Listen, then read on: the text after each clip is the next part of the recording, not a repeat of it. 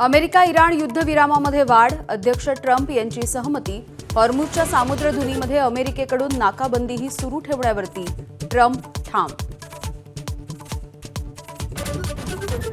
Donald Trump यांची शस्त्रसंधी इराणनं फेटाळली. पराभूतांनी अटी-शर्ती ठेवण्याचा अधिकार नाही, इराणी संसद अध्यक्षांचे सल्लागार मेहदी मोहम्मदी यांचं वक्तव्य.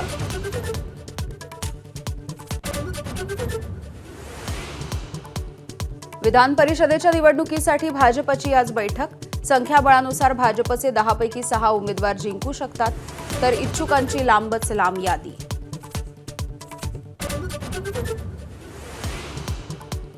टिटवाळ्यामधल्या ड्रग्ज धाडीसाठी पोलिसांनी लढवली भन्नाट आयडिया.